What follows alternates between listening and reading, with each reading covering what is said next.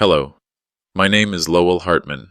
I'm a father, a grandfather, and last week my daughter told me dinner was canceled.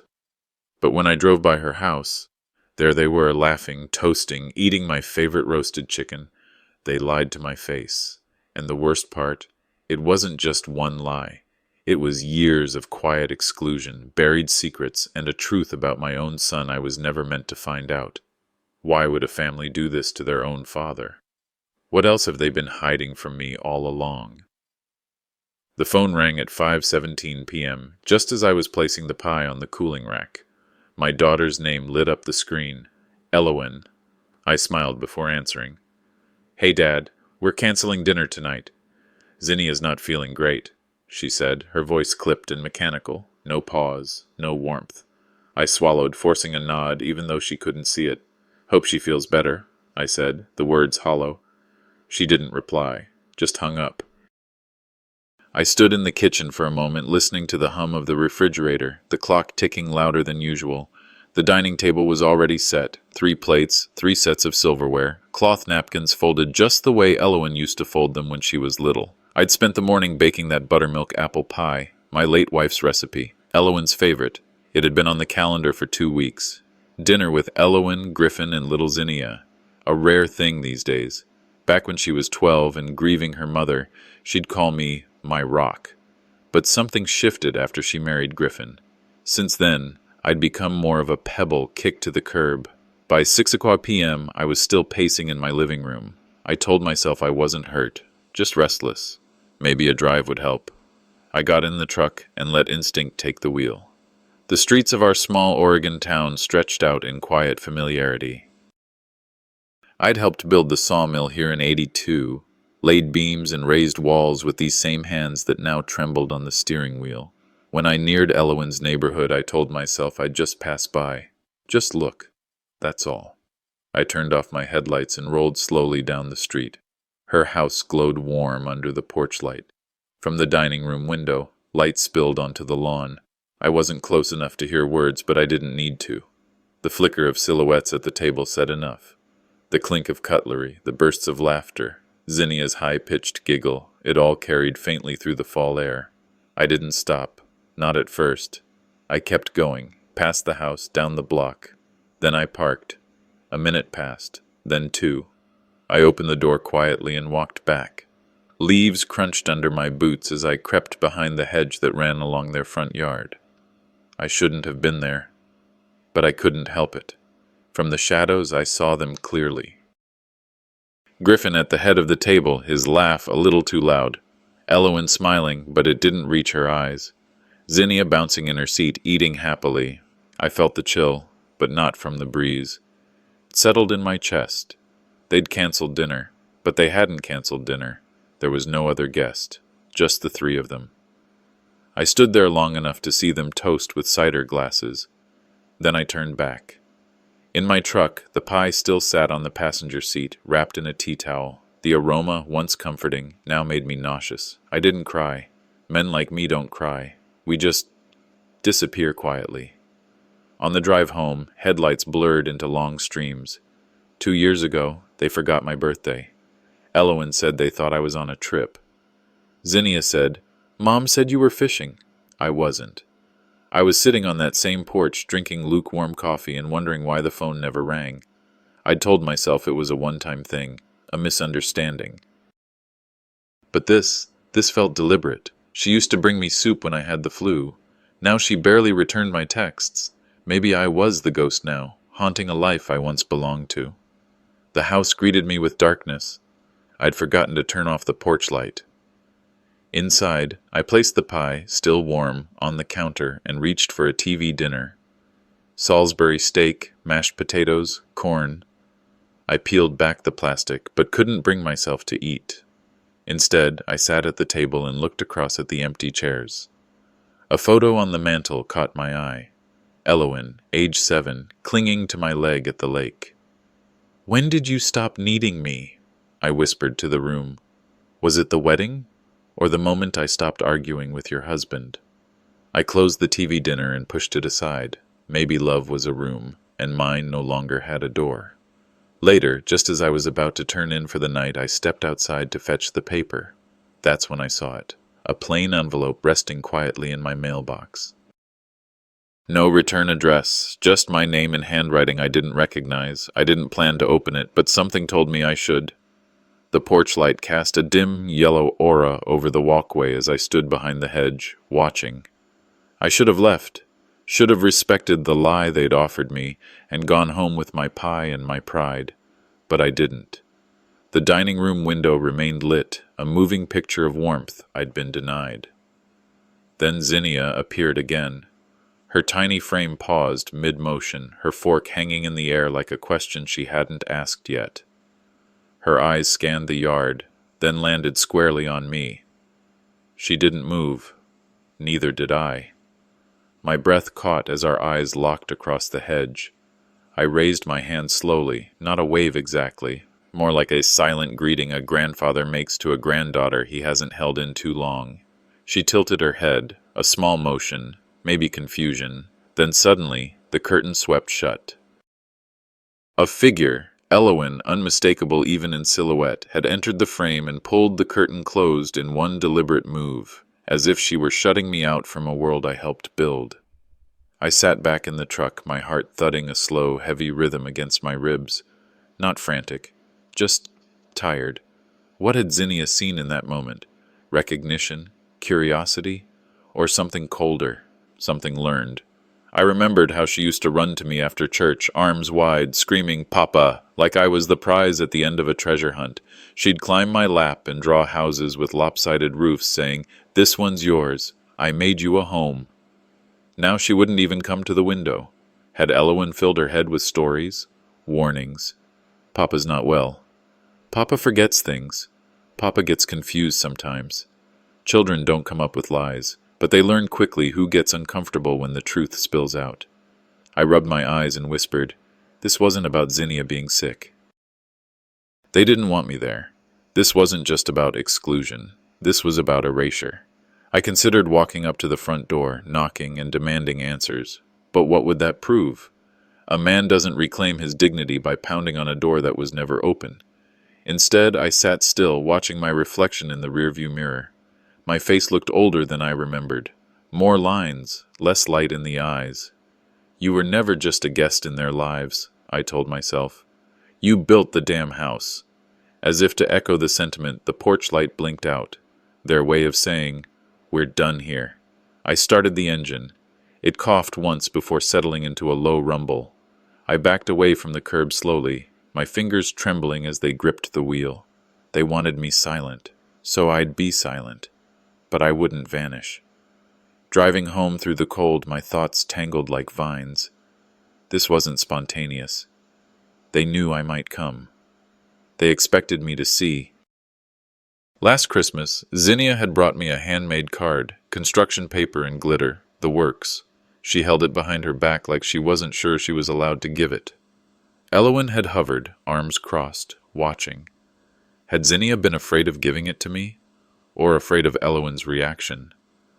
I remembered hearing Griffin on the phone one evening when I'd stopped by unannounced.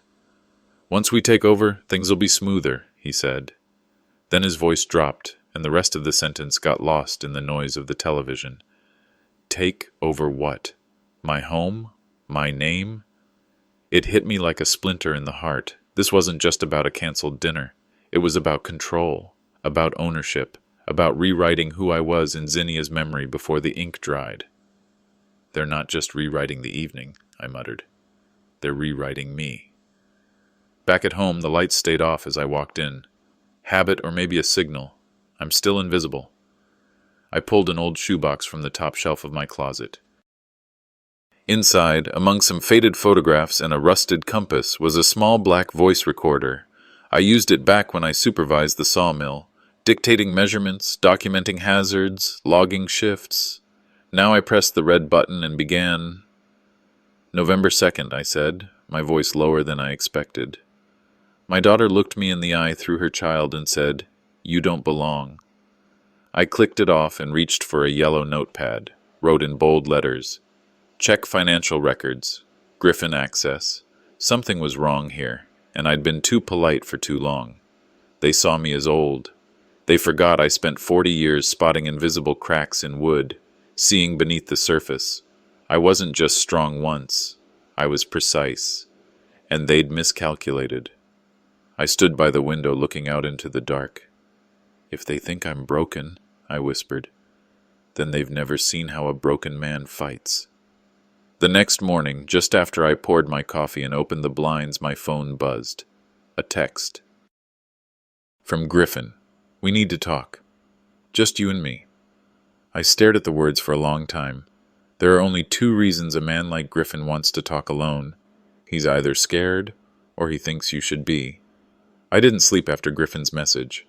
The words weren't much, just a few terse syllables on a screen, but something in them made my stomach coil tight. We need to talk. Not, we should catch up, or let's clear the air, but talk. It had weight, finality. I skipped breakfast and climbed straight to the attic. I hadn't been up there since Ruth passed. She was the one who kept everything in labeled bins, neatly organized by season, memory, or trauma. "A family story is in its mess," she used to say, "but that don't mean it can't be boxed."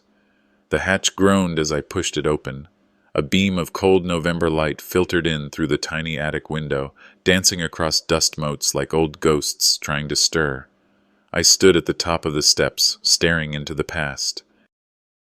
Christmas lights half-tangled in a bin, the pine crib Zinnia once slept in, my flannel shirts in a bag marked "Keep for Rags," and on the far side, the file boxes, property, will, insurance, taxes, the parts of a man's life nobody wants until he's gone.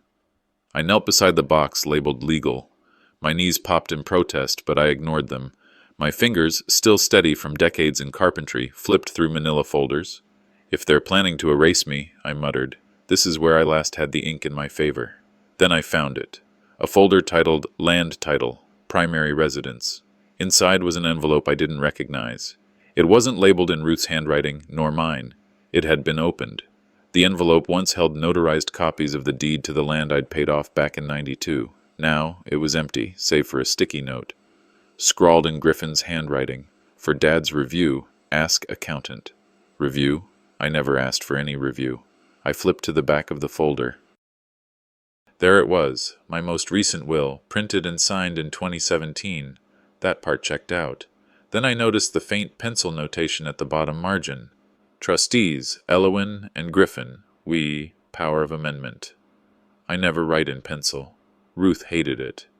"You sign your name in ink," she always said, "and you don't make changes with something that smudges." This wasn't mine. This was added, quietly, illegally. My stomach turned. Somebody had been in this attic. Someone who knew where to look. I sat back on my heels, breathing shallow. The air up here was dry, thick with insulation and old regrets. But the memories cut through sharper than the dust. Ruth and I used to haul up boxes every winter. She'd call out inventory while I made a game of stacking them by date. Zinnia would sit on the top step, handing us markers and drawing hearts on boxes labeled photos and memories. And Griffin, he'd only been up here once, 2019. He helped me move some of Ruth's things to storage.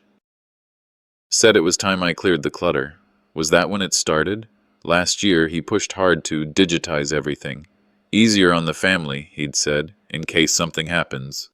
Something was happening all right, and it didn't smell like kindness. "They're not stealing from me," I whispered. "They're stealing what I meant to leave behind." I paced the narrow walkway between bins, trying to slow the storm building in my chest. Was I being paranoid? I needed confirmation. I pulled out my phone and dialed Reggie, an old friend from the mill, retired now. Used to notarize every union contract and land purchase for the better part of 30 years. "Reggie," I said when he answered, "ever seen a clause added in pencil?" "Only by crooks or fools," he grunted. "Pencil doesn't count unless initialed and signed again. And power of amendment don't show up out of nowhere. That's given, never assumed." I thanked him. My hand was shaking, not from fear, but from anger. Cold and steady. They weren't just changing paperwork. They were altering legacy. I started snapping photos of every document in the attic, every line of ink, every signature. "You don't let a fox near the henhouse," I murmured. Not even if he calls you Dad. Back in the kitchen, I poured coffee gone lukewarm and sat at the table with a fresh notepad. Questions for Griffin. Why was the envelope empty? Who gave him access to the attic? When was the review requested? What does power of amendment mean to him? Why was Zinnia's name missing from all these updates? I folded the list and wrapped it in an old oilcloth I kept in the drawer. Years ago, I used that cloth to protect sharp chisels in my toolbox. Now it would shield sharper things, questions, doubts, truths. They thought I was drifting. They forgot who built the car before they ever touched the keys. The doorbell rang. I tucked the cloth-wrapped bundle into my coat pocket and stood. Through the frosted glass, I saw Griffin. He was holding a manila envelope. There are only two kinds of envelopes in a family, those that hold memories and those that bury them. The knock on my door was soft, too soft for a man who said he needed to talk. I opened it to find Griffin standing there dressed in casual confidence, coffee in hand, windbreaker half-zipped like he was just dropping by after a morning jog. "Morning, Dad," he said, flashing that practiced smile. "Nice breeze out today. Orchard's looking good." I didn't smile back. "Come in," I said simply, stepping aside. He didn't notice that I watched the way his eyes scanned the house. Not in nostalgia, but calculation. I'd seen that look in the mill, on men checking the grain before making a cut. We moved to the living room, where sunlight filtered through the windows and landed square on the old coffee table. I'd already placed the manila envelope there, like a puzzle piece waiting to be turned. Griffin sat down, took a sip of his coffee, then looked at it. "Thanks for making time. Figured we'd get ahead of things, planning-wise." I gave a slow nod. "You always were the early bird." Internally, my thoughts were sharp, honed. He avoids my eyes, the way a man does after he's been where he shouldn't be. I folded my hands. "Let's see what's so urgent." Griffin leaned forward, opening the envelope as if unveiling a birthday gift. "Okay, so this is a rough draft from the planner," he began. "Estate optimization, mostly tax stuff. Nothing binding yet." He pulled out a few printed documents, headers filled with legal jargon, diagrams of trust structures, highlighted annotations. "See," he said, pointing. "The idea is to move the house and orchard into a living trust. You'll still technically own it." "But not really," I said quietly. He paused. "Well, technically, yes, but it smooths things later. Probate's messy." I scanned the documents, my jaw tightening. One section read, "Trustees, Elowin Harwood and Griffin Harwood. Full discretionary control in case of incapacitation." Another paragraph, thinly veiled, marked the orchard as a depreciating agricultural asset, and at the bottom, "Pending dissolution, Ruth Harwood Memorial Education Fund." I raised an eyebrow. "Depreciating, huh?" He shrugged. "The market's shifting, and no one's really using that scholarship anymore." I set the papers down with deliberate slowness. Funny how people call things assets when they've never pulled a weed in them. His smile thinned. I didn't raise my voice. Didn't need to. Instead, I asked softly, "Did I request these documents?" Griffin blinked. "What?" I met his gaze fully now. "Was any of this drafted at my direction?" He fumbled. "Well, no, but I figured you'd want this." "It's smart to plan ahead." "And why," I continued, tapping one paragraph, "is my name missing from this clause?" He started to explain something about an accountant, an assumption, a placeholder. I leaned back, crossing my arms. "You ever hear about the McClellan farm, just outside town?" Griffin frowned. "I think so. Guy gave his nephew a little too much rope. Said it was for efficiency. Lost everything in 2 years. Family don't even speak now." I looked him straight in the eye. "A man who doesn't listen to the owner of a legacy doesn't deserve it." The words hung heavy. No shouting, just truth. Griffin looked away. He tried to recover. "It's for the family, Dad. Zinnia's gonna need help with college soon, and you're getting older." There it was. They always bring up your age when they want to take your seat at the table. "You're sharp, of course," he added quickly, "but the planner said it's good to get ahead before clarity slips." I clenched a pen in my right hand, willing my fingers to stay calm. The same hand once guided Elowin's bike on gravel roads. the same hand now being told it couldn't sign its own name soon. "And Ruth's fund?" I asked, my voice steady. He hesitated. "I mean, no one's really tapped into it lately, and you've said it yourself. College isn't what it used to be." I stared at the man across from me and saw not malice, but blindness. Blindness to the sweat Ruth poured into that idea. Women in our town getting their first degrees, dreams on paper, futures planted like seeds. "I haven't said anything about that fund," I said. "Not once." He glanced down. I stood, paced slowly toward the window. The orchard was still out there, bare branches in the wind, waiting for spring. I turned. "I'll review the papers," I said, calm, firm. "But I want to speak with this financial planner myself, in person." "Of course," Griffin said, masking the flicker in his eyes. "A legacy isn't built on efficiency," I continued. "It's built on sacrifice, and I remember who sacrificed." He stood too, taking his coffee and folder.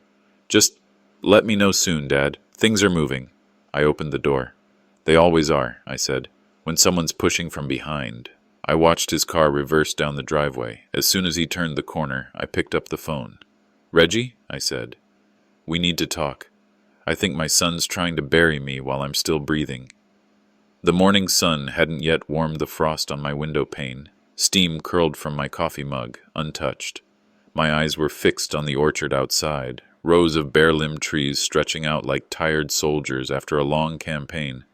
Funny how quiet could sound so loud when your thoughts wouldn't shut up. I hadn't really slept.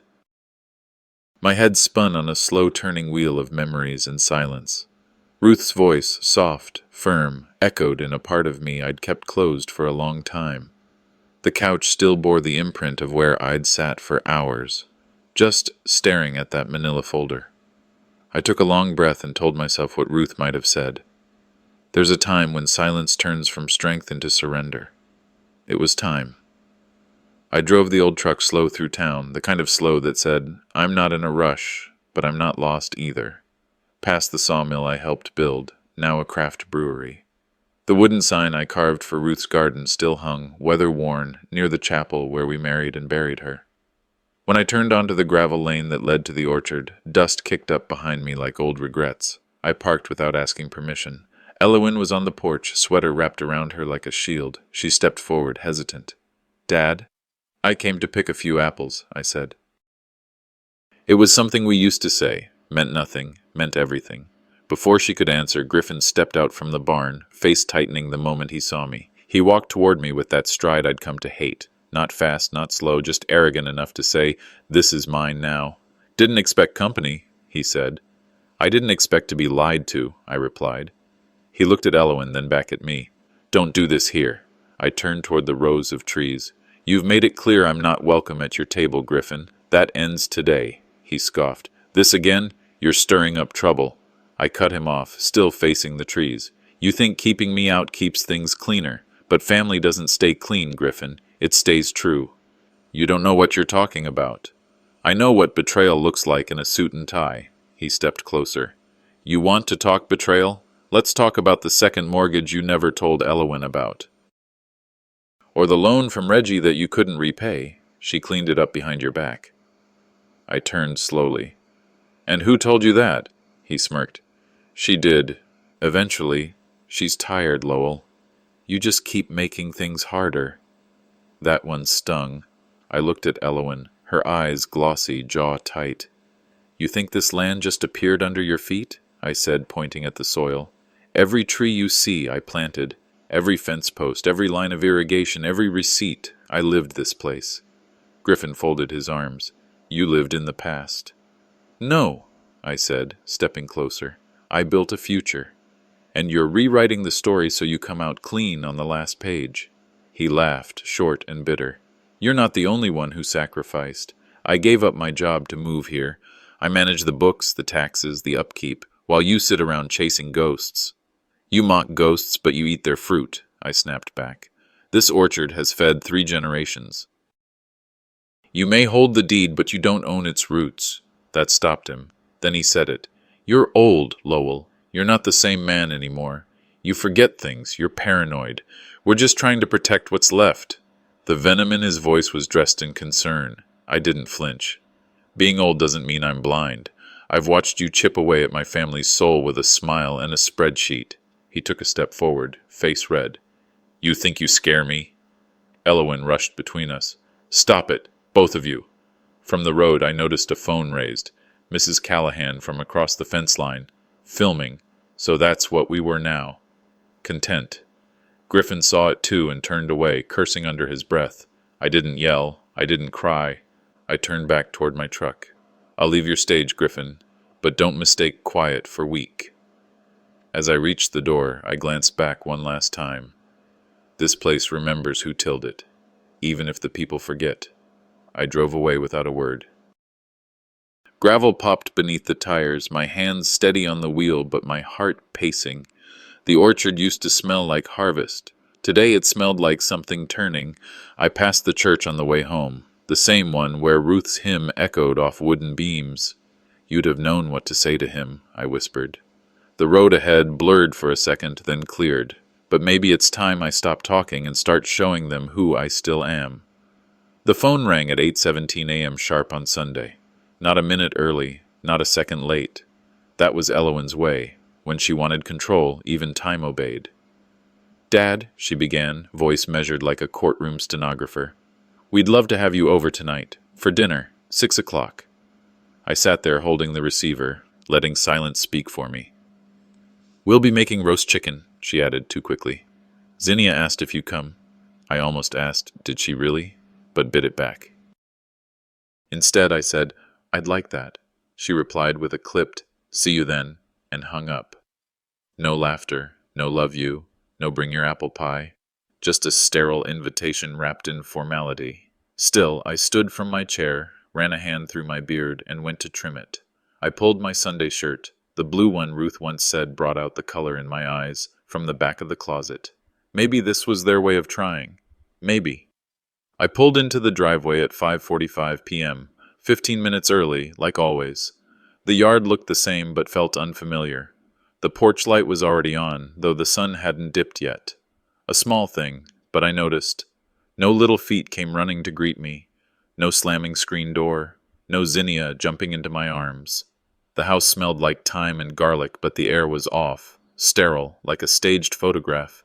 Inside, voices floated from the kitchen. She said just keep things civil, okay? Griffin whispered. I'm trying, Elowin snapped. Let's just get through tonight. I cleared my throat loudly in the hall. Elowin stepped out, wiping her hands on a towel. Her smile looked like it had been stitched onto her face. Dad, you're early. Old habits, I said. She didn't hug me, just gestured toward the dining room. The table was set with fine china I hadn't seen since Ruth's birthday years ago. 4 plates, a 5th dish with no place setting. The framed photos along the hall had changed. New school portraits of the kids, vacation shots from Hawaii. No sign of me in any of them. Griffin entered, wine glass in hand. Lowell, he said with a nod. Not Dad, not even Mr. Whitmore. Just Lowell. Dinner began like a silent film dubbed too late. The kids poked at their mashed potatoes. Zinnia glanced up once, then quickly down. So, Griffin began, Zinnia's art got selected for the regional fair. That's wonderful, I said, smiling at her.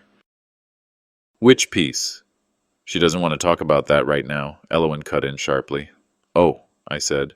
A few more minutes passed in tight-lipped chewing. At one point, I reached for the breadbasket and Griffin reflexively slid it closer to Elowin, away from me.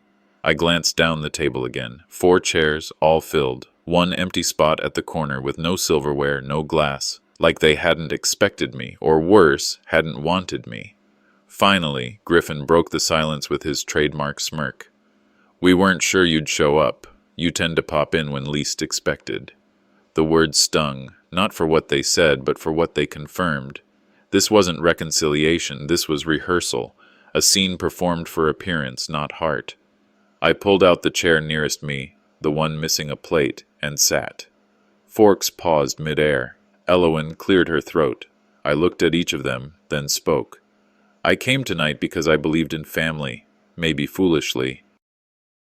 But I still do. No one interrupted. I remember this table with birthday candles so thick the cake nearly melted. I remember Ruth crying with laughter when Zinnia spilled cranberry sauce on her dress one Thanksgiving. I turned to my grandson. I remember when you sat on my knee and told me you wanted to be a tree so you could live forever in the orchard. His lips trembled, but he said nothing. Now, I continued, this table feels like a courtroom, and I've been called to account for the crime of not fading quietly. Griffin leaned forward. You're not on trial, Lowell. No, I said. Because this isn't a trial, it's a setup. He bristled. No one's trying to hurt you. We're just trying to protect the kids from your instability. Elowen flinched at the word. You call me unstable, yet I'm the one who shows up. I'm the one who still knocks, still brings pie, still remembers birthdays you now call inconvenient. Griffin raised his voice slightly. You act like a victim, but you're the one who made this house hard to live in long before I ever entered it. My hands clenched, but I kept my tone measured. If I'm such a burden, why the invitation? Because Zinnia asked, Elowen said softly, and we thought maybe you'd behave. I laughed, low and bitter. Behave? Like a ghost? Quiet, unseen, sentimental, but ultimately in the way? No one responded. I lifted my wine, took a final sip, and stood. Thank you for the roast, and for confirming what I needed to know. Elowen blinked. Dad, I was brought here to be shown my place, but I already know where I stand. The air outside hit cold against my cheeks. In the truck I sat in silence, watching their house in the rearview mirror as the porch light flickered on. Better to sit alone with dignity, I whispered, than feast where you're merely tolerated. I turned the key. The engine rumbled low, steady, like an old heart still beating with purpose. At home, the mailbox flag was down, but something poked out from inside. A letter. No return address. But the handwriting, unmistakably Ruth's. The letter wasn't in the mailbox. It was taped gently to the wooden lid, sealed in a plain envelope with no return address. But the handwriting, looped, delicate, certain, hit me in the chest like a hammer swung in slow motion. Ruth.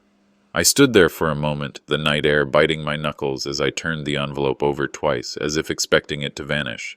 I hadn't seen her handwriting in nearly 2 decades. My hands trembled so much I nearly tore the flap as I opened it. The paper inside was yellowed at the edges, soft like cloth, folded with care. And the date at the top, June 10th, 2003, hit me just as hard. That was the week after Elowen graduated college. My love, it began. I've been watching you from the porch as you work the orchard alone. You've been quiet lately. I know you're carrying something heavy behind those shoulders. So am I.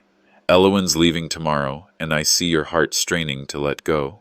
She spoke of our daughter, of her stubbornness, her brilliance, her fire. And then came this line. Promise me, Lowell, even when she pushes you away, you'll stand still and let her come back in her own time.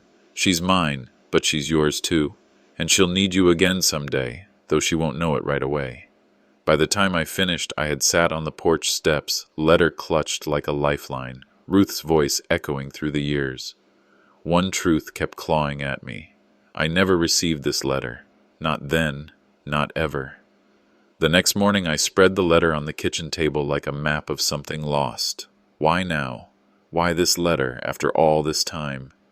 I tried to remember where Ruth used to keep her journals and letters, that old roll-top desk with the secret drawer behind the middle panel. It had gone missing after Elowen's big remodel 10 years ago.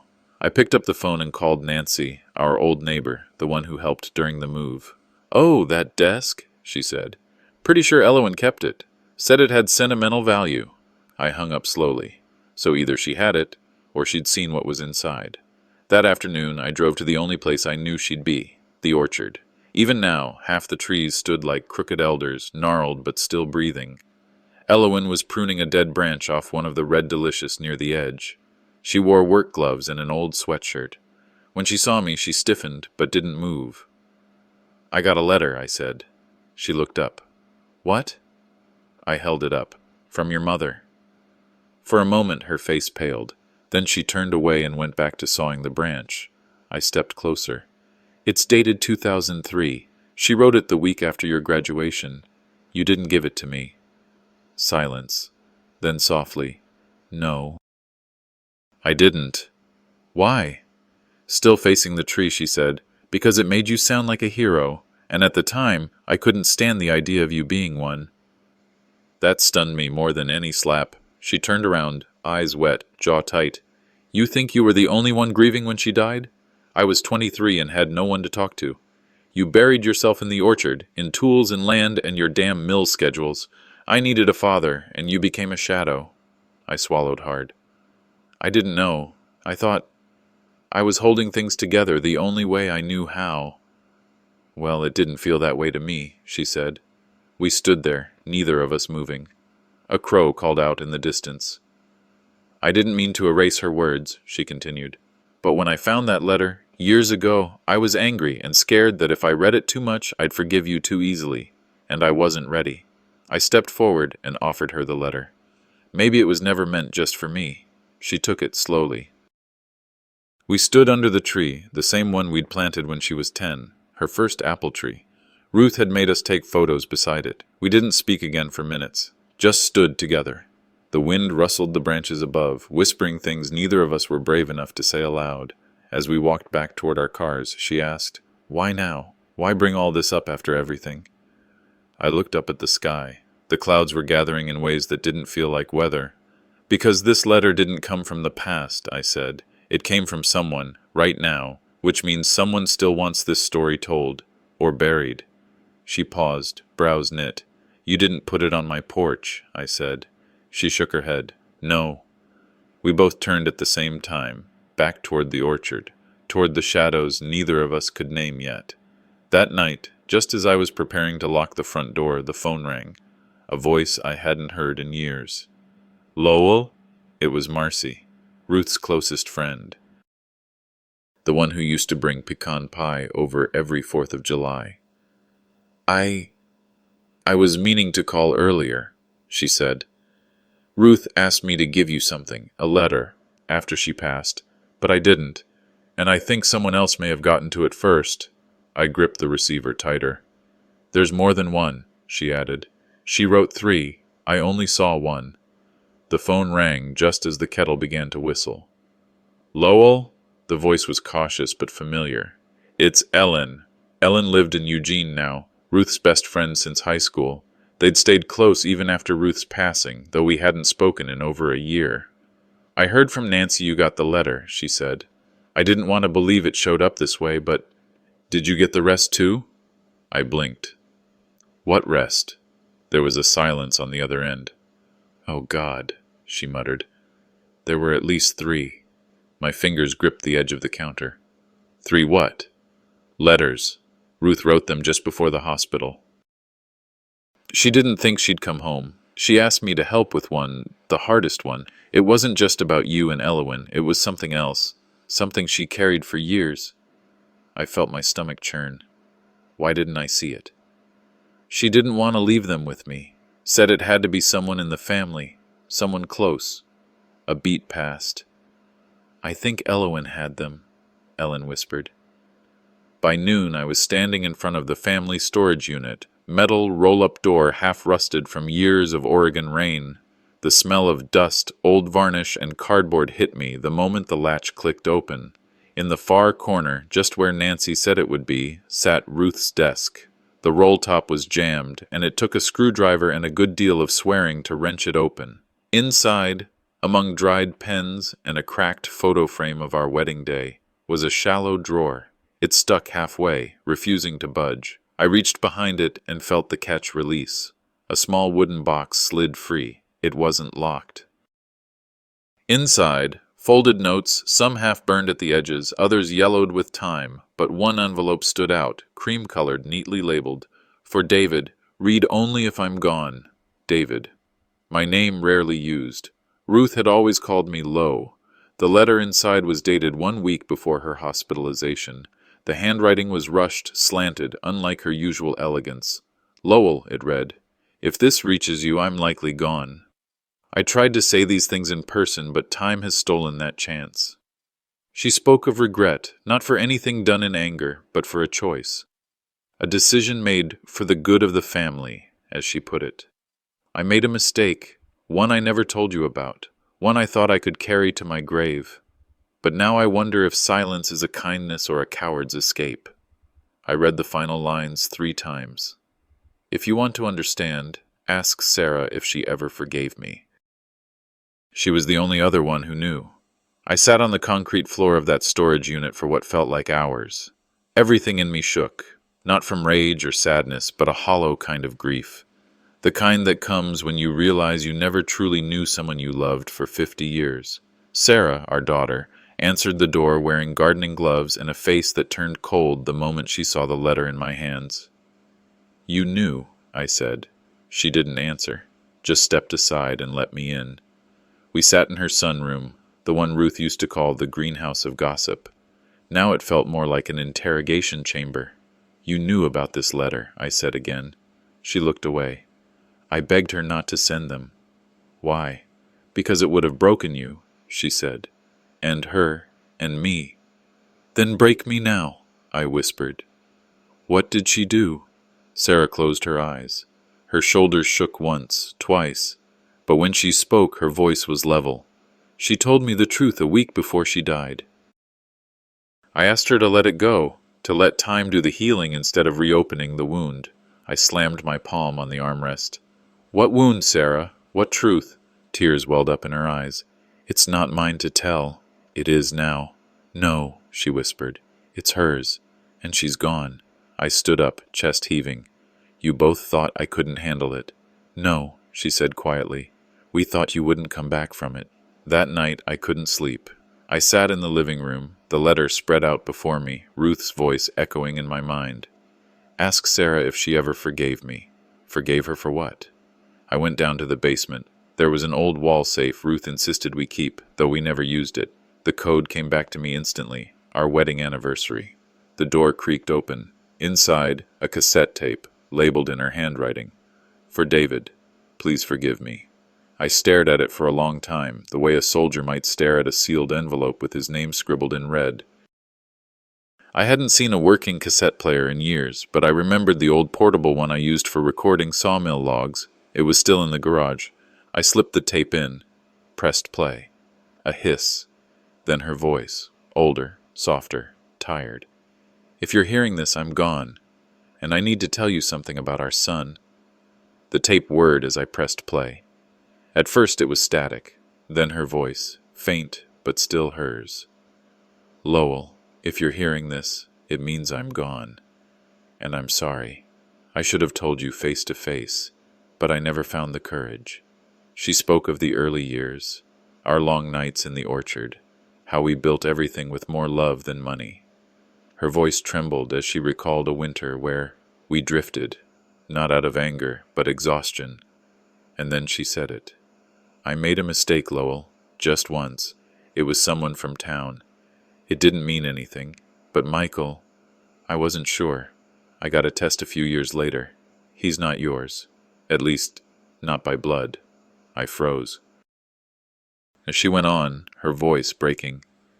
"But you were always his father in every way that mattered. I never told you because I saw how you looked at him. I didn't want to take that away." A pause. Then, "I hope you choose love over pain." Click. The tape stopped. I didn't know how long I sat there. Hours, maybe, days, it felt like. The walls felt closer. Every picture, every memory. I saw Michael's face in all of them, teaching him how to skip stones at Cedar Lake, him helping me build his treehouse, falling asleep in my lap after he scraped his knee. I stared at the old photo on the mantel. Michael at age 5, grinning wide, missing his front tooth. A lie. I dialed his number. It rang twice, then voicemail. "Michael, it's Dad. My voice cracked. "Call me." No reply. Not that night. Not the next. I played the tape again. When she said, "I loved how you loved him," I broke, not with anger, just grief. Heavy, soul-deep grief. 2 days passed in silence. I didn't leave the house except to check the mailbox or stare at my dead wife's rose bushes. I opened old journals, flipped through photo albums. Some dates never aligned. I remembered Ruth staying late at the school board more often that winter. Michael was born earlier than expected. I hadn't thought anything of it then. I called Sarah. When she answered, I said nothing. She did. "I know," she whispered. "You found the tape." Tears came into her voice before mine could even form. "She told me after Michael's graduation, made me promise. She didn't want to die with secrets, but she didn't want to destroy you either." "And you?" "I hated her for it at first," Sarah admitted. "Then I hated myself for not telling you. I watched you pour everything into him, and I just hoped it would stay buried. It didn't. Now it was choking all of us. That night I sat in the garage, surrounded by tools I no longer used and sawdust from a life I once built with my hands. I pulled out an old photograph, Michael, age 10, holding a baseball mitt too big for his arm. "You were always my boy," I said aloud. "Blood? Maybe not. But every lesson I'd taught him, every punishment, every apology, every moment, that was real. More real than DNA. My father used to say, 'Real fathers show up when it's hard.' I'd shown up, always had. I took out a piece of paper, wrote by hand, careful, slow. 'You may not carry my blood, but you carry my name, my patience, my pride, my heart. You'll always be my son. Dad.' Folded it, sealed it, drove into town and dropped it in the blue mailbox outside the post office. I didn't know if he'd read it, but I had to send it. That evening I stood in the garden with a watering can and 1,000 unanswered questions. Then I heard tires on gravel, a dark sedan. Michael stepped out. He stood there for a long moment, just like the boy he'd been, unsure whether to run or come home. "I got your letter," he said. I nodded toward the house. "Come in." We sat at the kitchen table, the same one where Ruth used to set out pancakes and scold him for feeding bacon to the dog. He rubbed his hands together, nervous. "I found out years ago," he finally said, "when I requested my birth records for a passport. Saw a name I didn't recognize. I didn't speak. I didn't want to believe it," he said, "but part of me always wondered." Silence filled the room, thick but not angry. "I pulled away," he continued, "not because I hated you, but because I didn't know what to do with it, what to say." "You don't need to say anything," I finally whispered. He shook his head. "I do." It had started like any quiet Saturday. I'd showered, shaved, even put on the green flannel Ruth used to say brought out my eyes. The one I always wore to family dinners, even when it got tight around the middle. At around noon, Erica called. "Dad, we're going to have to cancel dinner," she said quickly. "Everyone's come down with something, probably the flu." She didn't sound sick, she sounded rehearsed. Still, I told her not to worry. "You take care of the kids, I'll just have a sandwich." And that's what I did. Sliced turkey on wheat, with mustard that tasted like cardboard. I ate alone, the rain ticking like Morse code against the kitchen window. At 5:55 p.m., I glanced at the calendar. Still said, dinner at Erica's, 6 p.m. At 6:10, I put on my coat.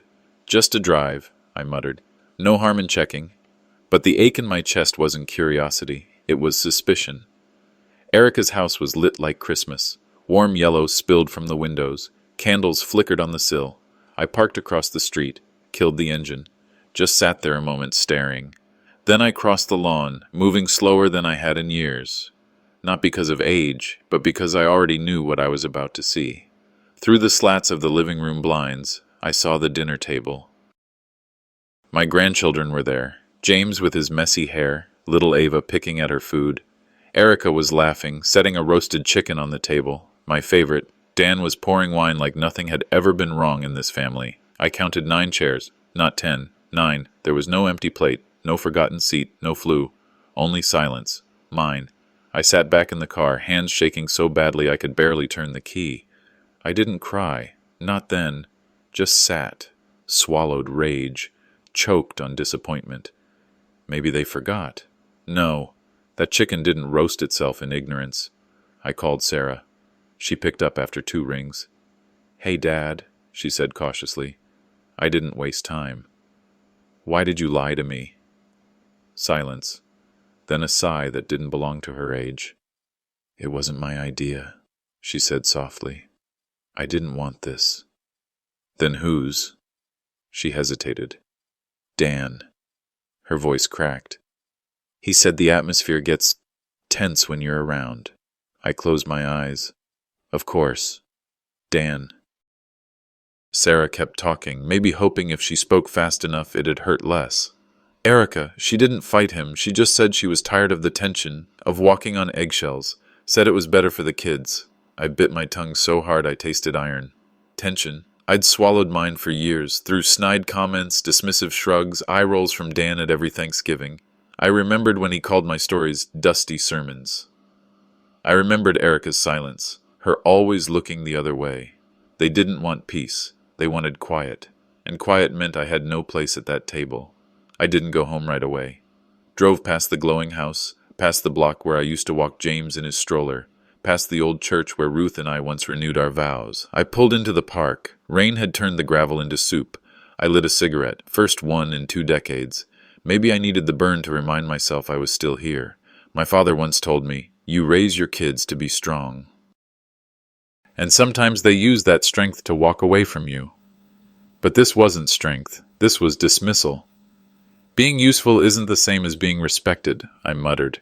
Then I sat in the dark, smoking, listening to the sound of something in me breaking, quietly, like bone under snow. The next morning I wrote a letter, not out of bitterness, out of truth. Dear Erica, you don't have to invite me. Just don't pretend I don't exist. You were born at home, in a storm. Ruth screamed for 10 hours and still smiled the moment she held you. You were my daughter before you had a name. I'm not asking for a seat at your table. I just want you to remember who built the house it sits in. I folded it, placed it in an envelope. No stamp, no return address. I drove back to their house and slipped it under the front door. As I turned to leave, I heard the door creak open behind me. I didn't turn around. Didn't need to know if it was Dan or Erica or Sarah. Some truths don't need audience. Some heartbreaks just need air. Maybe next time I won't knock. Maybe next time I won't come at all. The envelope arrived on a Thursday. Cream-colored, handwritten. My name written in Erica's tidy script, something I hadn't seen since birthday cards stopped showing up 10 years ago. Inside was a short note. Dinner this Sunday, 6 p.m. Hope you can come. Erica. No emotion, no apology, just polite. I held it for a long time, rereading it like it might change on the 5th glance. I looked for hidden meaning in every period. Was this a peace offering, or another stage play dressed up as family? I almost tossed it in the trash, but something in me said no. If I'm going, I whispered to the silence, I'm going on my terms. Sunday afternoon, I stood in front of the mirror, pressed shirt, belt polished, hair combed with water like I was heading to a church funeral, not to impress. To show that dignity isn't something you put on, it's something you don't take off. I tucked a folded photo of Ruth into my coat pocket, her in the orchard, sun behind her, squinting into the lens. I also slipped a pocket notebook into the other side. Just a few things I needed to say if I got the chance. Not speeches, not rants, just truths. I'm not here to argue. I'm here to speak. I practiced that line 3 times before I believed it myself. As I drove, my hands were calm. But my heart, it was a hammer on an anvil. Erica opened the door with a smile that didn't reach her eyes. "Hi, Dad," she said, then stepped aside. The dining room looked familiar. The same long table, same runner down the center, same chandelier Ruth picked out 18 years ago. But this time, there was a 10th chair. It waited at the head of the table. I nodded and took my seat. Erica sat across, Dan to her right, Sarah beside him, Levi and Emma flanking either side. The meal was pot roast. Bread rolls, roasted potatoes. No one talked much, just silverware and awkward sips of wine. I let them settle. Then I set my fork down, reached for my notebook. "Before dessert," I said, voice clear, "I'd like to say a few things." Every eye turned to me, except Dan's. He looked down at his plate like he was expecting a fire to start in it. "I'm not angry that I was excluded," I began. "I'm hurt that you thought I couldn't handle the truth." I looked at Erica. "I've made mistakes, so have all of you. But hiding me doesn't fix what's broken. You say I bring the mood down. Maybe that says more about what this family avoids talking about." The silence went taut. "I remember your mother," I said, placing the photo gently in the center of the table. She didn't shy from hard things. She taught us that love without honesty is just convenience. I turned to Dan. I don't want to fight with you, son. I want to understand why my presence bothers you. Dan shifted. Fumbled. It's not, I just think sometimes it's easier for everyone, Erica interrupted. Dan? Sarah's eyes welled up. She didn't speak, just shook her head and looked down. I didn't know you weren't invited last time, Levi said suddenly, voice cutting the tension. That's not okay. Emma added, You always seemed angry, but we never really asked why. I smiled, small, tired, because no one ever asked me anything. I stood, looked each of them in the eye. I'm not asking for forgiveness, I said. I'm asking for respect. And I don't want to be included out of guilt. I looked at Erica, who looked like a daughter and a stranger all at once. I just want you to remember I'm still here, and I'm still your father.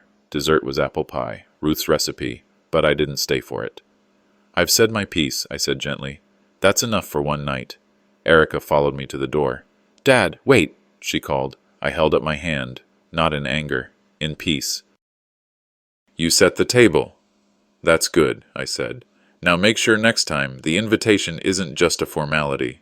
I stepped out into the cool night air. No music, no tears, just the sound of a door creaking closed behind me. Back inside, the table remained. The chair I left behind stayed empty. But this time, it wasn't forgotten. The morning was still, the kind of quiet you only get after a long storm. I sat at my old desk, the same one Ruth and I had bought at a flea market in '83. The wood creaked beneath my elbows as I wrote. Not to Erica, not to Sarah, not even to Michael. This letter was for everyone. It was a reflection more than a rant, a confession more than a complaint. I titled it, The Chair Left Empty, What It Means When a Family Forgets. I told stories, small ones. The way Sunday dinners used to sound. The silence of being uninvited. The ache of watching people you raised pretend you're invisible. I never named names. I didn't have to. I printed 5 copies. One went into an envelope addressed to the local paper. Another I sent to the community center. 3 I placed in boxes for my grandchildren, Levi, Emma, and the little one who still thought I was magic.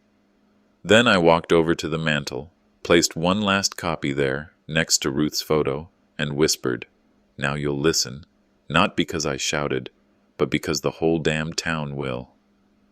They asked me to read at the weekly community gathering. I didn't expect much, maybe a few old friends, a couple of folks who remembered me as the guy who ran the orchard before the city bought the land. But the hall was full. I didn't invite Erica, or Sarah, or Dan, but they came anyway. Stood in the back. I wore my best flannel, took the stage slow, and I read, not loud, not bitter, just clear. I told them about silence, about chairs that stay empty not from absence, but erasure. I said, we don't get to choose how people treat us, but we get to choose what we accept and what we leave behind. When I finished, the room was so still you could hear the breath catch. Then someone clapped, then another, then everyone, except them. Later that week I sat across from my lawyer, pen in hand. This isn't revenge, I said. It's clarity. We rewrote everything. To Erica, I left my Army medal, with a note. You always understood discipline. I hope one day you understand grace. To Dan, the oak chair I built with my bare hands. In case you ever decide to sit with someone instead of judging them standing. To Sarah, a framed photo of us, taken before the silences began. Remember this, we still smiled back then. The land, the savings, the journals. I left it all to a local mentorship program for boys raised without fathers. Then, the twist, I named Levi as my legal executor, not because he's perfect, but because he asked. He listened. He stayed. I visited Ruth's grave one last time before the winter came, set a folded copy of the essay at the base of her stone. I didn't yell. I didn't beg, I whispered. I just walked out standing tall. The sun filtered through the trees. I know you wanted peace. I do too. But peace without truth is just silence in a nice dress. I stood up, brushed off my coat. You raised me to be gentle, I said. But you never told me I couldn't also be strong. I turned. And this time, I didn't look back. A few days later, the newspaper ran my essay full page, top of the Sunday section. A local journalist posted it online. It spread like wildfire. Emails came in, letters, handwritten cards from seniors in other towns, other states. You told my story. I thought I was the only one. Thank you for saying what I couldn't. Levi read it aloud in his high school ethics class. Emma posted a copy on her blog under the caption, "This is who taught me what strength really is." Even the veterans group from my old unit called, "Can we print this in our national bulletin?" I stood on my porch that night, coffee in hand, and muttered to no one in particular, "Legacy isn't what you leave in your will. It's what they whisper when you're gone." 2 weeks passed. Then came a knock at my door. Levi and Emma stood there, arms full of groceries, smiles wide and honest. "Dinner," Levi said. "Just us three." They recreated the meal from the night I wasn't invited. Roast chicken, potatoes, apple pie. But this time the laughter was real. The chairs were full. Stories flowed like rivers after snowmelt. When dessert came, Levi leaned in. "Do you think they'll ever come around?" I looked at both of them, their faces young but carrying something timeless. "Maybe," I said. "But now, I don't need them to." I raised my glass. "To those who set the table with love." Not shame. A knock sounded at the door. I stood, opened it, paused, and smiled. A heartbreaking family drama story unfolds when a father arrives at his daughter's house, only to find the entire family gathered at the dinner table without him. Was it a mistake, or a betrayal years in the making? This emotional story explores the pain of being forgotten by the ones you love most, and the quiet strength it takes to rise above it. Filled with unexpected twists and raw human truth, this is not just a family drama story. It's a mirror to the wounds we hide at the dinner table. Don't miss this unforgettable tale of dignity, silence, and the legacy we choose when words fail.